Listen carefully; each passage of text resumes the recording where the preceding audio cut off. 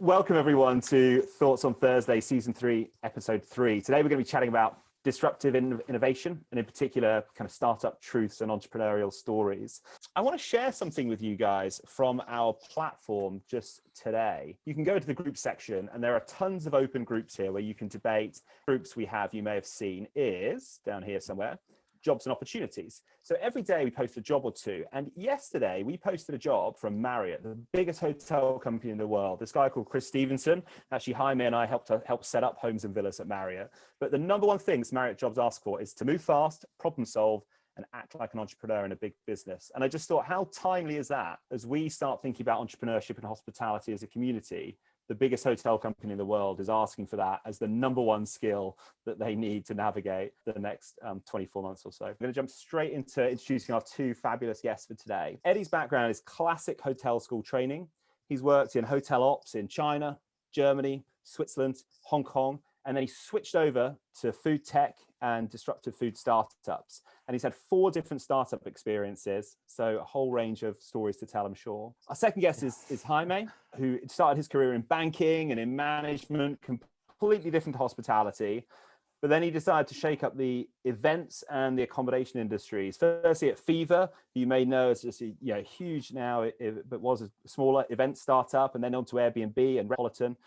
We worked together at Hostmaker, the Airbnb management company that was part of launching Marriott Homes and Villas. And then most recently, he's been VP of Homes for Bardi, all alongside working with the World Economic Forum and also founding and advising a number of smaller Spanish startups as well. So I thought really nice backgrounds across accommodation, food, events, to talk to us about how big companies are doing this, how small companies are doing this, and their personal story. Thanks, James. Like James explained, I've worked a little bit all over the world, and primarily in food and beverage. So I'd say that's probably more my specialty and my passion. So today I wanted to talk a little bit more about what's going on in the industry, what's been happening, and kind of like putting in context disruptive innovation. I think the term disruptive innovation it's a little bit misleading when we used to refer to a product or service at one fixed point rather than the evolution of that product or service over time. I think generally speaking, the hospitality industry as a whole is always behind in terms of technology and innovation, but over the past years, I think that gap's slowly narrowing down. I think the best example of a company who succeeded in this is Yum Brands, who owns KFC, Taco Bell, and Pizza Hut. When the pandemic started, incredibly, they rolled out nationwide across all Pizza Hut cashless, contactless curbside pickups, which enabled them to kind of adapt to the current situation.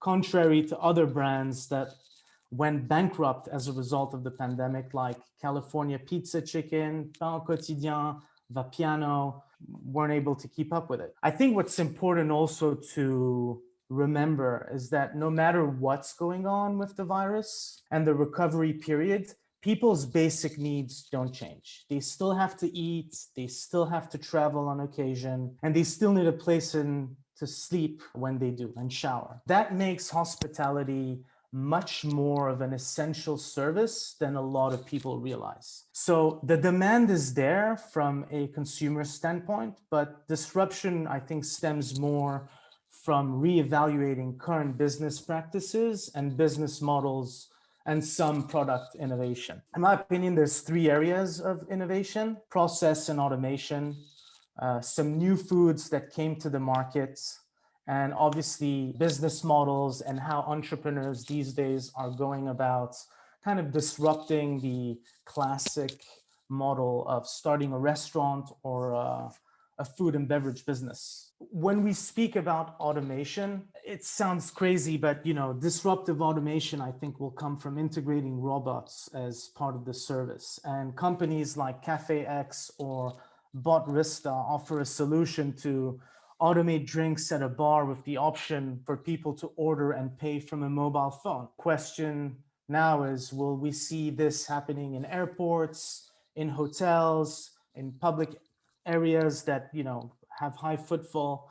I think the convenience element of today's consumer is so important that disruptive innovation will be processes that enable consumers to get easily accessible service from the convenience of their phone. So essentially, it's kind of how do we in the F&B industry create the same experience that you can have with Amazon just by the use of your phone buying a product within less than a minute. In terms of food innovations, I mean, specialty items are now like mainstream stuff, and we see that with brands like Pretz putting bone broths on their menu, coffee with butter and whole foods, and, oat milk everywhere in coffee shops. Consumers' eating behaviors have changed so much, and it's a direct result of today's consumers being far more knowledgeable about food, its macronutrients, and the impact that it has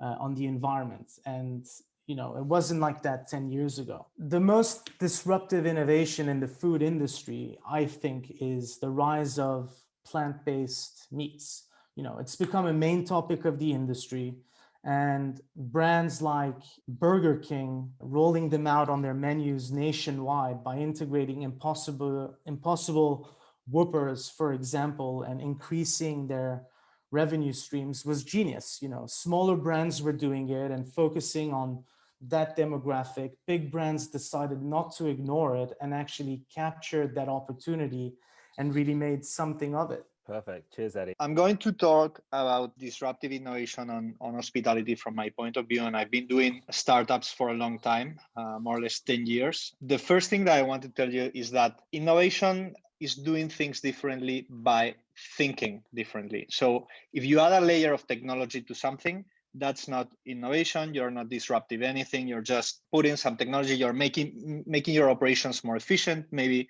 at a lower cost, but you're not going to disrupt Marriott. You need to start thinking differently. Breakthrough technology without a corresponding mindset amounts to nothing. Travel has been slowly commoditizing over the last 30 years, and the lines have been blurred, not only in terms of brands. So you enter a hotel anywhere in the world, and it's basically the same thing. So you can go to a hotel in New York, you can go to a hotel in Singapore.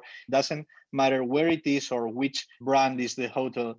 It's the bathroom is on your left, then you go forward, you have a bed, a table, etc.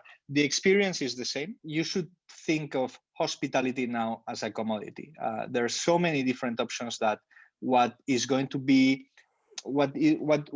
convert your customers is what is most readily available. It has the best user experience, etc. Don't try to guess what your customer wants. Don't think, no, my customer, he thinks he wants this, but in reality, he wants that other thing. You just have to put yourself in the mindset of, hey, so disrupting is, how do I give the customers what they want, which is meat that is vegan? And once you know that, and you're ready to give the customer what he wants, you need to focus on that. You need to focus on your core product. In hospitality, there are so many things that you can do. Focusing is the most important skill. Good enough is good enough, and I cannot stress this enough. Perfect is a word that should only be used if you're working at the Ritz or a 3 Michelin star restaurant. For the rest, as travel is a commodity, try to do things good enough, because many companies that try to do something perfectly and have the best product, the best user experience, the best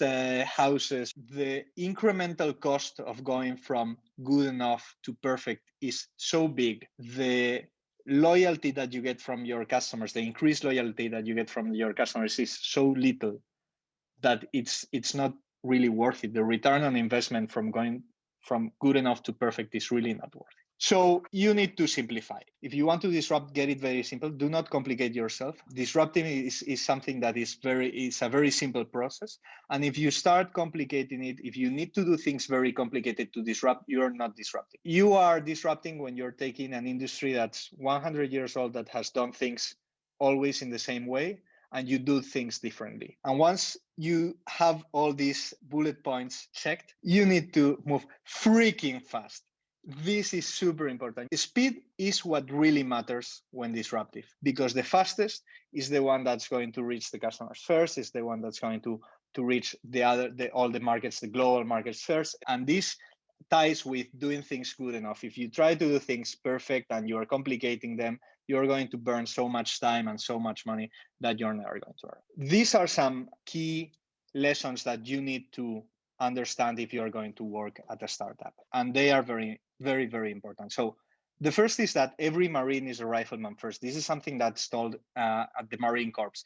And it means that it doesn't matter if you're a cook or you're in the Marine band, and where you're at a startup, you have very limited manpower, and everybody needs to know how to sell, how to make a bed, how to onboard a property, how to check a guest in, how to do whatever it is that your company does. You need to remember to always be closing. So ABC, always be closing. You are always in sell mode. Everybody is always in sales mode. At a startup, you live at the no excuses. You have a no excuses policy. And this means that there are no excuses for things that are under your control. You need to just do it, which is the Nike slogan, as you know. So if you are inventing the future, you don't have time to discuss everything, because then the future will happen before you invent it. So you need to get things done as fast as possible. Who dares wins.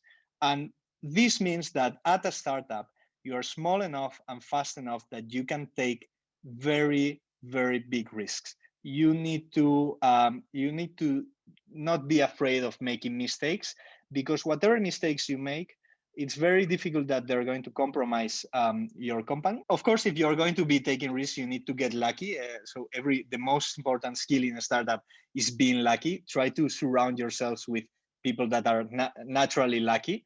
But if you cannot get lucky, you have to get smart. And there are some things that are going to be outside of your control, and you need to have very high tolerance for failure if it comes as a consequence of trying new things. Bruce Lee used to say, be water, my friend. And water is it's an element that adapts to the container that it's in. And at a startup, and especially on hospitality, which is a very fast changing sector, you need to be super flexible. You need to adapt.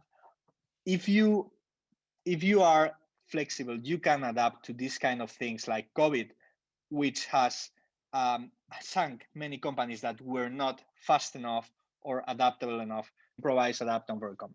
A typical day at the startup has infinite unpredictable situations, and you live in uncertainty. There's absolutely no guidance, no playbooks. You can work on a playbook for 3 months, and then the next day everything has changed. You need to be able to grit your teeth and carry on. Embrace chaos, which is the next thing. Chaos is everywhere at the startup, and we have seen this for the last year, especially on the hospitality industry. It's been chaos. Nobody knew what to do, what the timelines were, what the restrictions were. So everything is out of your control, and if you try to control it, it will consume you. You need to learn to navigate the chaos, make it your ally, to find better opportunities, and just take this risk. No, as we were saying, who dares wins.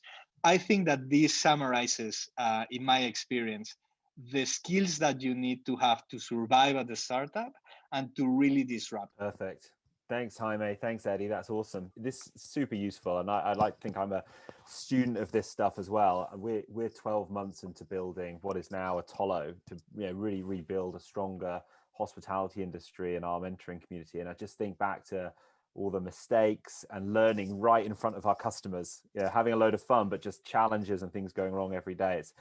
I guess, you talk about a lot of stuff there, Jaime. Not all of that is for everyone, but I think everyone can learn something from it. I think is really, really key. Massive thank you from me to our guests. Relatively short notice behind the scenes, but they are both fab. Lots of great stuff to say. I'm sure you'll both be back at some point as well. Let us know what other topics you want to cover as we're designing series 4. We've got the rest of season 3 to run. In the meantime, have a fab rest of your week, and we'll see you next week. And stay safe. Thanks for coming.